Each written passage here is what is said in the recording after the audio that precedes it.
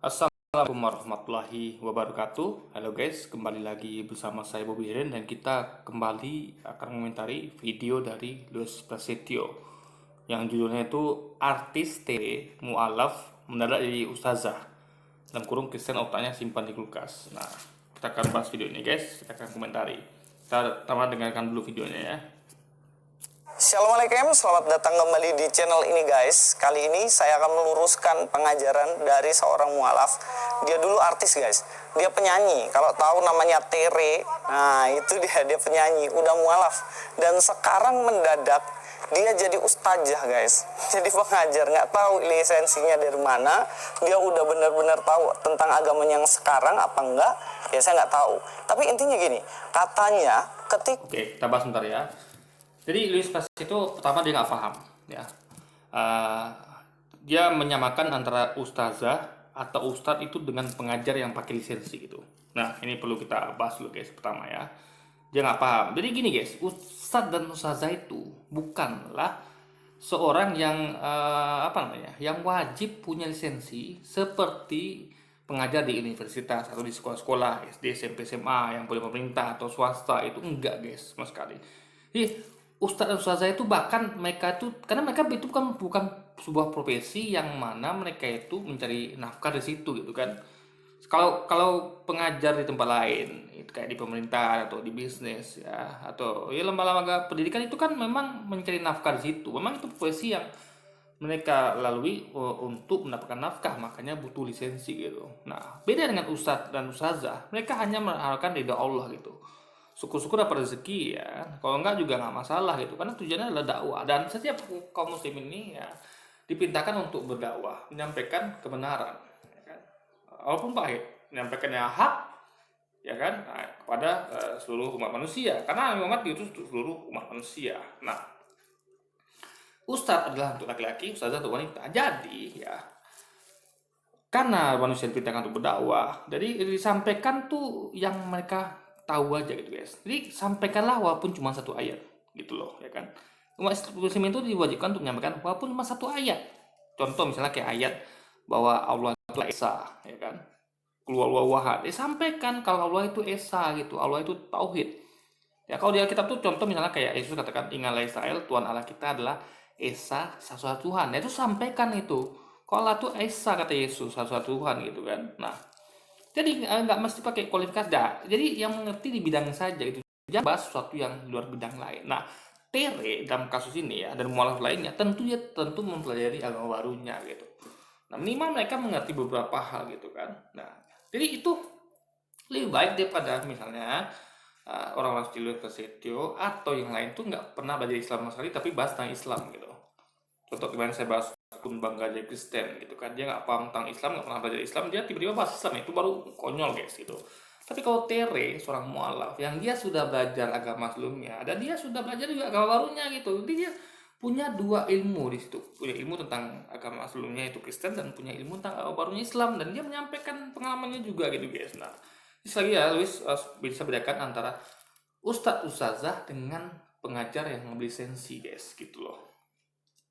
Kak Kristen itu dia diajarkan untuk memahami Trinitas tanpa menggunakan akal. Jadi istilahnya akalnya mungkin disimpan di lemari untuk mengerti Trinitas. Mari kita langsung aja nonton videonya. Pemahaman saya bahwa Trinitas itu harus diimani tanpa berpikir itu terpatahkan semua gitu dengan adanya saya diberikan tuntunan untuk membaca Al-Quran terutama ayat-ayat tadi. Oke. Jadi gini guys ya, bukan cuman di Quran juga, di kitab juga disampaikan bahwa Allah tuh bukan trinitas gitu. Ya kan? Nah, jadi gini. Kenapa ya Tere ngomong seperti itu? Dan saya juga melihat banyak, saya berdebat dengan banyak umat Kristiani, mereka memakai analogi-analogi yang tidak masuk akal guys. Jadi mereka mengumpamakan trinitas itu seperti lilin misalnya, contoh. Apapun itu yang tiga lah gitu kan, kayak lilin, ada sumbu, ada api, ada batangnya gitu. Ya kan? Jadi kalau kita ngomong lilin, ya ngomong lilin itu lengkap semuanya. Ada apinya kalau dia terbakar, ada sumbunya, ada batangnya guys gitu. Karena dia bisa sebutkan lilin itu kalau dia cuma batangnya aja, nggak ada sumbunya. Karena nggak bisa sebut itu lilin kalau cuma ada sumbunya aja gitu. Kalau sumbunya namanya sumbu, kalau batang lilinnya namanya batang. Masih berupa yang apa ya, cairan apa itu. Nah, kalau apinya ya api saja gitu guys, nggak bisa disebut lilin. Nah, sama kayak karena nyebut Allah. Jadi kalau Allah itu posisinya, kalau lilin tadi itu bukan lilinnya guys. Allah itu adalah posisinya misalnya kayak apinya saja, atau sumbunya saja, atau batang saja gitu. Yesus itu mungkin cuman apinya saja, kan mungkin ya pastinya hanyalah apinya saja, batang lilinnya saja, atau sumbunya saja. Roh Kudus juga begitu, hanya apinya saja, batang saja, atau sumbu saja. Jadi beda. Nama lilin itu ya utuh semuanya guys, ada di situ sumbunya, apinya kalau dia terbakar, dan juga apa namanya, batang yang tempat sumbu melekat itu lilin. Nah, Allah ya bukanlah apinya saja, bukanlah batangnya saja, bukanlah sumbunya, tapi lilin utuh itu gitu loh. Jadi kalau Anda mau menyamakan kayak orang Kristen menyamakan Allah itu kayak lilin, makanya Allah itu adalah ada bagian-bagiannya. Berarti Allah misalnya dia terdiri dari misalnya kayak manusia nih, berarti dia terdiri dari ada mata, ada tubuh, ada kaki, itu manusia. Ada dia bisa ada katakan manusia adalah apa ya, manusia itu adalah berupa bagian dari manusia lain gitu, nggak bisa kan. Nah, jadi di situ kacau berpikir mereka guys. Jadi memahami, jadi Trinitas itu sangat tidak masuk akal gitu. Jadi Yesus sama sekali tidak pernah menyampaikan tentang Trinitas dalam setiap ucapannya guys. Yang pertama, ada beberapa hal yang ingin saya sampaikan di sini. Yang pertama, bahwa mengatakan bahwa untuk memahami Trinitas itu tidak boleh memakai akal, itu sebuah kesalahan yang besar. Kenapa? Ya, karena gini, memang bukannya apa ya, bukan kesalahan besar, itu benar sekali. Kenapa? Karena jargon Kristen yang paling terkenal adalah imani saja. Ketika sudah tidak mampu menjawab pertanyaan kritis dari umatnya yang berpikir kritis ya, itu jawabannya apa dari para pendeta dan umat Kristiani? Jawabannya adalah imani saja. Nah, itu yang jargon terkenal di kalangan umat Kristiani. Makanya para mualaf ini tidak mendapatkan jawaban yang memuaskan gitu. Ya kan? Dia jelaskan misalnya Allah itu seperti lilin misalnya, atau sebagai apapun itu kan. Mereka tidak bisa memahami itu dengan akal logika guys. Lalu ujungnya apa? Pasti nanti ujungnya imani saja, kalau tidak kamu akan berdosa. Nah, ini kan namanya kan disuruh dengan iman buta gitu guys. Karena iman tuh percaya tuh harus ada logik, runtutan berpikir logis gitu. Baru bisa dikatakan menyuruh orang untuk beriman, untuk percaya saya. Sama kayak Islam. Islam tuh tidak pernah menyuruh orang untuk imani saja kalau bagi orang tuh nggak masuk akal gitu, ya kan? Nggak bisa. Kecuali kalau hal-hal yang memang di luar hal itu, misalnya kayak mukjizat misalnya. Mukjizat Nabi Musa bisa belah lautan, itu kan bisa dijelaskan dengan akal, tapi tanda-tandanya ada gitu, Anda bisa saksikan buktinya gitu ya. Anda bisa pergi ke Mesir untuk melihat buktinya bagaimana jenazah Firaun di situ dan segala macamnya gitu guys. Jadi apa namanya, sesuatu tuh bisa dibahas dengan logika gitu, nggak ada jawaban tuh hanya imani saja gitu, kalau tidak kamu akan berdosa. Nah, itu yang membuat kita berpikir kalau memang ini disuruh letakkan akal ya di lemari gitu guys. Jadi jadi kalau mau tidak dikatakan gitu ya, ubahlah sistem itu. Ya, jawab pertanyaan kritis dari para umat Kristiani yang bertanya tentang apa itu Trinitas itu. Jangan ujung-ujungnya nanti ke ujungnya adalah imani saja gitu. Kalau tidak mengimani maka berdosa guys. Karena sebenarnya orang-orang Islam sendiri mengatakan bahwa ketika memahami Trinitas tuh gak mungkin ribet, gak bisa terpahami. Bukan cuma orang Islam ya, orang-orang yang mualaf atau umat Kristiani yang bahkan jadi ateis sekalipun. Jadi ada pengalaman, banyak orang menceritakan tentang kenapa Anda jadi ateis, kenapa keluar Kristen gitu. Bukan Islam aja, mereka mungkin masih ke gereja, tapi mereka tidak merasakan esensi karena mereka ajaran tidak masuk akal guys tentang Trinitasnya gitu kan. Maka mereka tuh ke gereja tapi mereka sebenarnya ateis gitu ya, tidak percaya. Mereka hanya merasakan itu sebagai ritual gitu. Jadi jangan katakan hanya tentang umat Islam saja gitu. Jadi bahkan umat Kristen sekalipun yang mereka berpikir cerdas ya, maka mereka banyak mualaf itu tidak bisa memahami dengan akalnya gitu guys. Dan juga ribet karena tidak masuk akal dan lain-lain. Sebenarnya bukan ribet untuk memahami Trinitas, hanya saja Anda tidak mau berpikir, nggak mau capek-capek berpikir tentang Trinitas. Nah, bukan nggak mau capek berpikir, justru karena capek berpikir itulah makanya tidak paham tentang Trinitas gitu. Kalau misalnya gini, yang tidak capek berpikir itu apa ya, imani saja. Ini ada Trinitas loh. Kamu percaya nggak? Beriman nggak? Iya. Kalau nggak percaya, kamu berdosa gitu. Maka imani saja. Itu yang bikin itu berarti nggak mau coba berpikir. Coba berpikir itu ngajukan pertanyaan kritis, ya kan? Apa Trinitas? Tapi setelah mendapatkan jawaban tidak memuaskan, baru dia merasakan ini nggak logis, guys. Jadi para mualaf ini teorinya bukan nggak mau capek berpikir. Dulu mereka tuh karena capek berpikir lah mereka menjadi mualaf gitu, ya kan? Sebenarnya kalau menggunakan kecerdasan sedikit untuk memahami Trinitas, Anda akan mengerti. Kenapa? Sebab Trinitas sendiri sudah ada di dalam Alkitab. Sekarang saya mau ambil salah satu contoh. Ini kata dia mengakui kesan Trinitas dalam Alkitab ada. Tidak. Ya.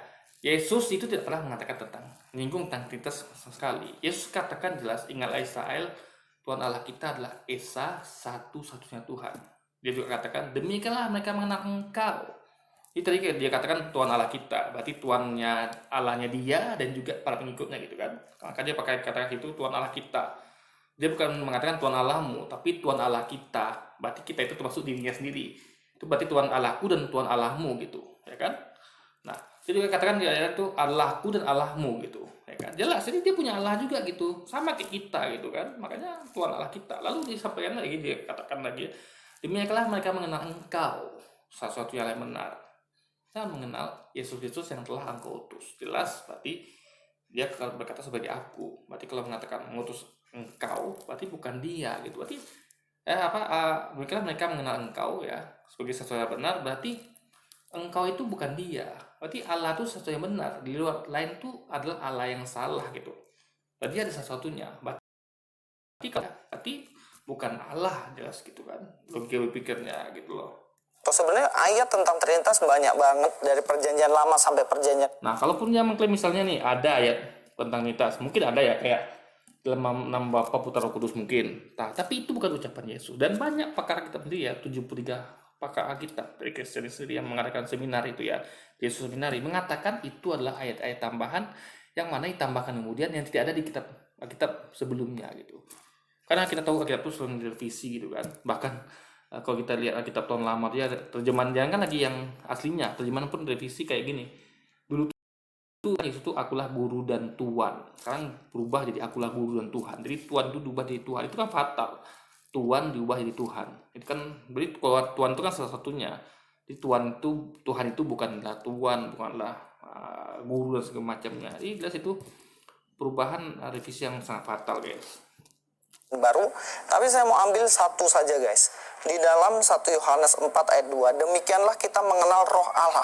Setiap roh yang mengaku bahwa Yesus Kristus telah datang sebagai manusia berasal dari Allah. Oke, kita bahas dulu ya. Louis menyingkati ini. Padahal ini kalau kita baca lengkap guys ya. Nih kita bahas tentang ayat ini dulu ya. Belum kita nanti komentari dia ya. Janganlah, ini ada sebelumnya ada lagi nih guys, saya hafal ya, maka saya bisa sampaikan. Sebelum ini dasarnya ada lagi bunyinya nih. Janganlah percaya kepada setiap roh. Jadi janganlah percaya terpotong nih guys. Jadi bunyi lengkapnya adalah janganlah percaya kepada setiap roh, tetapi ujilah roh-roh itu ya. Apakah mereka berasal dari Allah? Sebab banyak nabi palsu yang telah muncul dan pergi ke seluruh dunia. Nah, jelas di sini roh ini merefer kepada nabi. Jadi ketika dikatakan janganlah percaya kepada setiap roh, berarti janganlah percaya kepada setiap nabi. Tetapi ujilah nabi-nabi itu. Apakah nabi itu mereka itu berasal dari Allah? Sebab banyak nabi-nabi palsu yang telah muncul dan pergi ke seluruh dunia. Jadi ini ayat bicara tentang nabi-nabi yang diutus guys. Apakah mereka berasal dari Allah apa tidak tuh. Nah, demikianlah kita mengenal roh Allah. Nah, roh Allah di sini berbicara tentang nabi tadi. Jadi demikianlah kita mengenal nabi Allah gitu. Setiap roh atau nabi yang mengaku bahwa Yesus telah datang sebagai manusia berasal dari Allah. Ini ngomong tentang roh Allah atau nabi-nabi Allah guys gitu. Ya, jelas ini karena referensinya di atas itu ayat sebelumnya, ayat satunya yaitu di ayat satunya mungkin ya. Jadi tentang nabi-nabi palsu itu. Karena berarti zaman itu sudah ada nabi-nabi palsu gitu guys. Jadi kita harus diuji nih. Ya. Jadi nabi yang palsu itu ya itu tentu kalau dikatakan nabi yang berasal dari Allah alias asli itu harus mengaku bahwa Yesus telah datang sebagai manusia. Berarti kebalikannya. Nabi palsu alias roh-roh yang palsu yang bukan berasal dari Allah ya mengatakan sebaliknya, bahwa Yesus telah datang bukan sebagai manusia, alias sebagai apa? Tentu sebagai Tuhan. Nah, ini di sini logika berpikir pemahaman bahasa Indonesia simple, guys. Karena kalau dikatakan telah datang sebagai manusia, lawannya adalah telah datang sebagai bukan manusia. Nah, apa saja yang bukan manusia? Tuhan, apalagi, ya kan? Ya Tuhan lah paling gampang gitu kan. Hewan, tumbuh-tumbuhan gitu. Berarti Yesus memang manusia gitu, ya kan? Nah, sementara ya nabi-nabi palsu mengakui Yesus telah datang sebagai Tuhan atau sebagai bukan manusia gitu. Berarti mereka bukan berasal dari Allah gitu, ya kan? Nah, jadi gini guys, apa namanya? Ini sama misalnya kayak ya kayak seorang yang profesinya tuh sebagai misalnya apa? Profesinya sebagai apa misalnya ya, kayak pengusaha atau guru. Nah, dia tentu harus datang sebagai manusia, pengusaha dan guru gitu. Nah, berarti dikatakan dia telah datang sebagai manusia, dia telah datang sebagai guru, dia telah datang sebagai pengusaha. Nggak bisa dikatakan dia telah datang sebagai Tuhan gitu, atau dia telah datang sebagai tukang debt collector gitu. Enggak kan? Makanya kalau ada orang ngakui kalau dia telah datang sebagai bukan apa namanya, pengusaha, berarti itu bukan orang yang benar, ya salah dia, karena orang itu adalah pengusaha gitu kan. Jadi sama kayak berpikir ini guys. Jadi Yesus datang sebagai manusia karena dia manusia, ya, bukan Tuhan atau yang lain gitu. Nah, jadi nabi palsu ini roh Allah yang bukan dari Allah, ya bukan roh Allah berarti ya, roh yang bukan dari Allah, nabi yang bukan dari Allah, alias nabi palsu, itu mengakui Yesus telah datang dan sebagai manusia. Dalam arti lain adalah ingin menunjukkan bukan apa datang sebagai manusia, alias telah datang sebagai Tuhan gitu. Nah, kita tahu umat Kristen meyakini kalau Yesus datang sebagai manusia dan juga Tuhan gitu, ya kan? Ada tampan Tuhannya gitu. Bahkan mereka mengakui Yesus itu Tuhan gitu kan, 100% manusia, 100% Tuhan. Jadi itu sebenarnya juga logika yang aneh gitu. Kalau kita ngomong 100% ya, itu nggak ada 100% satu, 100% dua gitu. Berarti ada dua benar. Jadi gini, logika berpikir sederhana adalah ketika Anda katakan lilin itu berapa persen? 100% kan? Nah, berarti kalau Anda cabut sumbunya, dia nggak 100% lagi, guys. Kan kita pakai logika lilin tadi lah ya, karena kisah itu banyak yang mengalihkan dengan lilin tadi. Lilin ketika dicabut sumbunya, bukan lilin lagi, bukan 100% lilin, berarti udah kurang sekitar 30%-nya. Cabut lagi apinya, dia bukan lilin gitu. Lilin adalah lengkap, ada batangnya, sumbu dan api. Nah, sama kayak Allah tadi. Kalau Allah adalah 100%, kalau Yesus adalah 100% manusia, ya, berarti dia 100% manusia yang terdiri dari adalah rambut, mata dan segala macamnya gitu. Berarti dia 0% Tuhan berarti guys gitu. Ya kan? Nah, kalau dikatakan Yesus 100% Tuhan, berarti ada dua Yesus di situ. Yesus sebagai manusia dan Yesus sebagai Tuhan. Gitu. Ngerti nggak maksudnya? Ya kan? 100% itu utuh guys gitu. Berarti Yesus utuh 100% manusia dan utuh 100% Tuhan. Berarti ada dua Yesus di situ, ya kan? Nah, sebenarnya dikatakan ini Yesus datang sebagai manusia, berarti 100% manusia gitu. Ya kan? Nggak ada 100% di sini ngomong tentang 100% Tuhan, itu nggak ada gitu guys. Bukan datang sebagai manusia berarti bukan datang datang bukan sebagai manusia, alias sebagai Tuhan, memang telah datang sebagai manusia gitu loh guys, logika berpikirnya. Dari ayat ini sebenarnya ada Trinitas, 3 pribadi Allah yang dinyatakan. Nah, nggak ada ngomong itu tentang Trinitas gitu. Yesus datang sebagai manusia, ya kan? Berarti itu tauhid.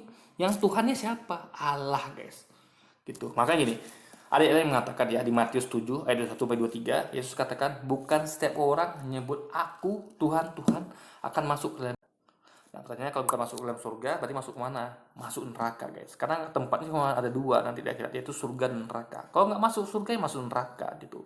Nggak mungkin gantung gitu kan. Nah, jadi kalau bukan setiap aku yang menyebut, bukan setiap orang yang menyebut aku Tuhan Tuhan akan masuk dalam surga, berarti setiap orang yang menyebut Yesus Tuhan itu akan masuk dalam kerajaan neraka. Nah, dikatakan dia sambungnya lagi, melainkan yang melakukan kehendak Bapakku di surga.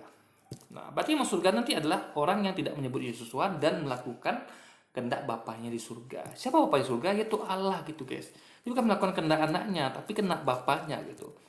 Karena kita semuanya, Allah itu Bapa kita. Kita ada anaknya gitu, termasuk Yesus kan. Nah, jadi masuk surga tuh simple. Lakukan kehendak Bapa dan jangan disebut Yesus Tuhan. Nah, ini berikut dengan ayat berikutnya ya. Ayat berikutnya Yesus katakan, pada hari terakhir banyak orang akan berseru padaku, Tuhan, Tuhan, dan menagih janji misalnya dengan, bukankah kami telah berbuat dengan namamu, mengusir setan dengan namamu, dan mengadakan banyak mujizat dengan namamu. Nah, siapa mereka ini coba? Mereka adalah umat Kristen, guys. Karena hanya umat Kristen yang menyebut Yesus Tuhan dan memakai namanya, mengusir setan dengan namanya, mengadakan banyak mujizat dengan namanya, hanya orang Kristen, guys. Orang luar Kristen nggak mungkin melakukan itu gitu. Kan ini jadi bagi orang-orang ini, ya berarti kan nanti memang banyak orang Kristen yang akan datang pada Yesus gitu. Ya, mengatakan Tuhan, Tuhan gitu kan. Pada terakhir Yesus katakan gitu ya. Bukankah kami telah begini begitu gitu kan? Nah, apa Yesus katakan pada mereka, pada umat Kristen ini, ya? Ya, selanjutnya adalah ya, ketika itu aku katakan pada mereka, nyala kalian semua, aku tidak mengenal kalian, wahai pembuat kejahatan. Yesus usir, guys, semua orang-orang yang menyebut dia Tuhan itu tadi. Ya, selain masuk neraka, dia juga usir orang itu semua ya, yang menagih-nagih tadi itu ya. Karena seharusnya kan kita tuh mengikuti perintah Allah gitu, Bapaknya gitu kan. Ya kan. Nah, dan tidak kenal, kenapa? Karena Yesus tidak pernah mengajarkan itu. Yesus selalu katakan, ajarkan tauhid. Ingatlah Israel, Tuhan Allah kita Esa, satu-satunya Tuhan. Dan demikianlah mereka mengenal, engkau satu-satunya Allah yang benar, kata Yesus. Berarti bukan aku, engkau. Dan mengenal Yesus yang telah, yaitu aku yang telah engkau utus. Yesus mengajarkan dia itu utusan Allah. Engkau Allah ini yang ngutus aku, Yesus gitu. Dan mengenal engkau satu Allah yang benar, guys, gitu loh logikanya. Jadi sekali lagi Yesus gak pernah mengajari itu. Nah, wahai pembuat kejahatan. Nah, orang Kristen banyak salah paham tentang ini, apa kata-kata pembuat kejahatan. Jadi mereka katakan, oh itu kan pencuri, perampok. Enggak, guys. Mereka lupa kejahatan tertinggi adalah syirik alias menduakan Tuhan. Ya, itu kejahatan tidak ada ampunnya gitu ya. Contoh misalnya kayak anggaplah umat Kristen ini Tuhan Yesus, dia menuhankan yang lain selain Yesus. Misalnya dia menuhankan siapa, Ibrahim, atau menuhankan siapalah, nah apa Tuhan lainnya. Misalnya Tuhan kayak siapa, itu siapa tuh mantu yang viral tuh, guys, Tuhan apa lah gitu kan. Nah, itu jelas itu nggak bisa gitu, menduakan Tuhan itu nggak boleh gitu. Karena aku adalah Tuhan yang cemburu, itu di ayat Alkitab ya, aku adalah Tuhan yang cemburu, itu klaim Allah itu. Nah, jadi apa namanya, Allah ini, jadi kejahatan terbesar adalah menduakan Allah gitu ya kan. Nah, ya Allah katakan ya, Allah bukanlah manusia sehingga ia berdusta, juga bukan manusia sehingga ia menyesal. Nah, di sini Allah bukan manusia. Itu tegaskan kalau Allah tuh nggak mungkin jadi manusia, karena Allah bukanlah manusia. Sama kayak dikatakan misalnya, kita tahu ada dua oknum sini, Bruce Wayne adalah Batman, Clark Kent adalah Superman. Itu kalau nggak tahu ya, paham ya. Jadi Clark Kent adalah Superman, Bruce Wayne adalah Batman. Jadi bukan Clark Kent adalah Batman, dibalik ya, bukanlah Batman, Bruce Wayne adalah Superman. Jadi kalau dikatakan siapa itu Clark Kent, ya berarti Clark Kent bukanlah Batman, Clark Kent adalah Superman gitu. Jadi kalau dikatakan Allah bukan manusia, berarti Allah bukanlah Yesus, karena Yesus adalah manusia gitu. Setelah datang sebagai manusia karena dia memang manusia, guys. Gitu loh, kayak simpelnya gitu loh. Ya kan? Langsung di dalam ayat ini. Yang pertama adalah Roh Allah. Bagaimana kita bisa mengenal Allah, mengenal Roh Allah kalau kita nggak Ini ngomong nggak ada ngomong tentang Roh Allah dari oknum Allahnya, guys. Roh Allah di sini adalah bicara mengenai nabi-nabi gitu. Nabi-nabi yang berasal dari Allah atau bukan itu. Roh itu berasal dari Allah atau bukan. Di sini aja Luis pemahaman manusia udah kacau, guys gitu loh. Ayat ini jelas ngomong tentang nabi-nabi atau roh-roh ini berasal dari Allah apa tidak, makanya uji gitu. Luis, Anda perlu belajar banyak tentang bahasa pemahaman bahasa standar sehingga Anda bisa memahami ayat tentunya gitu kan. Kayak akal kita, ya nggak mungkin. Kata mengenal di sini adalah bagaimana kita bisa mengerti baik-baik. Ginosko, memikirkan dengan akal kita, mengenal Roh Allah. Kita nggak bisa mengenal Roh Allah kalau otak kita disimpan di kulkas, guys. Nggak akan bisa. Nah ya itu yang logis sekarang, dia menyimpan otaknya di kulkas gitu, karena dia tidak memakai pemahaman kaidah bahasa Indonesia yang baik dan benar gitu. Itu yang dilakukan Luis sekarang, itu yang dia pahami, itu yang tidak dimengerti oleh akal sehat kita gitu, oleh pemahaman kita, logika kita itu guys, ya kan. Ini ayat ngomong tentang nabi-nabi, uji mereka, bukan ngomong tentang roh Allahnya guys gitu. Roh Allah sini adalah analogi bagi nabi-nabi itu. Apakah roh Allah, nabi-nabi itu berasal dari Allah, berarti disebut roh Allah. Kalau bukan, berarti bukan roh Allah, bukan nabi-nabi berasal dari Allah gitu loh guys. Jadi kita harus menggunakan pikiran untuk mengenal roh Allah. Sehingga ketika kita mengenal roh Allah, kita akan mengenal Yesus yang adalah anaknya sendiri. Yang artinya Allah menjadi manusia, menyelamatkan kita. Allah menjadi manusia, Allah bukanlah manusia gitu, jadi dia nggak menjadi manusia gitu. Sama kayak Bruce Wayne bukanlah Superman, dia nggak jadi Superman gitu, ya kan. Kalau Bruce Wayne adalah Batman, ya. Jadi kalau Allah adalah manusia, berarti dia berubah dari manusia. Tapi dikatakan Allah bukanlah manusia, ayat yang ngomong gitu guys. Lalu gini, mengenai Yesus menyelamatkan, guys, Yesus aja menyelamatkan di sini aja nggak bisa gitu, apalagi nama kita semua. Ini kita pakai logika di sini. Yesus ya, bahkan dia dari iman umat Kristiani dia dikatakan disalib gitu, dibunuh gitu, nggak selamat berarti kan.